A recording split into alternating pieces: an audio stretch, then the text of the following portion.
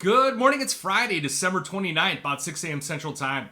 Overnight, the precious metals are weaker after yesterday's year-end profit taking. You have February gold down $7 at $20.76. March silver down 38 cents, $23.98. March copper down 1 at $3.90. And January platinum, which actually should be April platinum, down $4 at $10.19. So make sure you're trading April on the platinum, and you should be out of all your January contracts here today, whether regardless of its grains or other markets. Now, looking at some things here, precious metals, really they've been unable to hold on to their gains over the last two sessions. The dollar index has bounced, but nothing real significant. That lower 100 level has been easily defended, as some people believe that the Fed will be higher for longer. Long-term treasury yields, they also rose, with the 10-year treasury yield right now at 3.88%, up about 3 basis points. Other markets to watch, platinum, 5.5-month high. That's been very resilient. If you do track our seasonals, and I did go over some of the risks with seasonals, seasonal tendencies don't always happen here, and don't let your guard down because the seasonal's in place. But platinum prices reached a 5.5-month high, and if you look at some of that seasonal tracking that we send out, platinum has historically, over the last 15 years, done very well into the end of November, December, and into January. Now, palladium, on the other hand, reaching a 2-week low and continuing to sell off here today, down about 1.5%, sitting at about $1,124, down 17. So palladium, we really see value below that 1,000 mark. Same thing with the platinum market, below 900.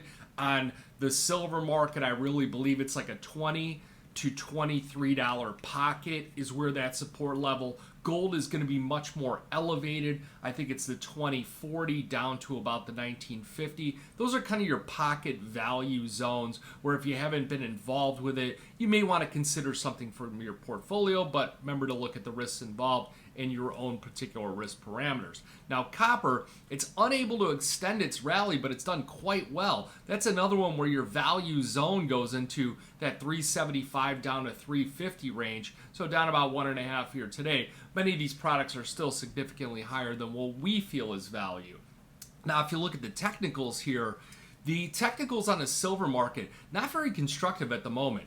We were unable to break out. There's that critical level. You should just take out a pencil, print out a chart, and draw a line across it. It's 24.93. I've wrote about that number for about 3 weeks on the Kitco website. However, their website is down here, so I've outlined it on podcasts and on other financial news outlets. That is the level that I believe if we breach that level on a closing basis, we will attack the $26 level. That's my opinion, and I'm entitled to it. Now, on the downside, breaking below, it hovered at the 200-day, breaking below the 50, that's not constructive at all. That's a poor setup, and there's that one long wick on the silver market that we might go down and fill, so at the $23 level here. Now, on the gold market, I expect it to kind of more take a cycling approach with a series of those lower highs and those higher highs. So I think that we might come down, but realistically,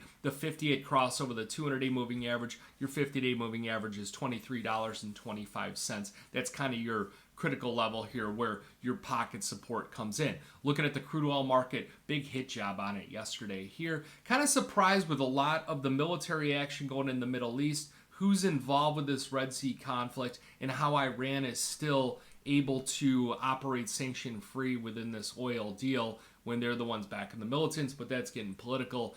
Don't want to go that route. Where I do see value on crude oil, December of 2024 crude oil below $70. I think that's a really good area for people to really look at. The grain markets are mixed. The dollar's a bit lower. 10-year treasury yields are higher. All your equity markets kind of flat here on this session. Expect some kind of gyration there as well. Today's going to be another one of those days like yesterday where not a lot going on, and then all of a sudden, all at once, you get some volatility, you get some risk. Little suspect on the precious metals move yesterday. Most of that sell-off occurred after when the pit session, when the volume session would close, and really was working at 2:45, 3 in the afternoon. I was at the desk at 3:30, and silver was making a new low. So who it is, whatever. But yeah, that's all I got for you guys. Have a great New Year. Happy New Year here. I'm getting all new equipment for down here, so I'm kind of tearing everything down. Going to be watching this stuff, but kind of a little bit more loosely here today. So you got any questions, give me a call, 312-858-7303. Remember, futures option trading involves risk of loss, may not be suitable to all investors. Good luck and good trading.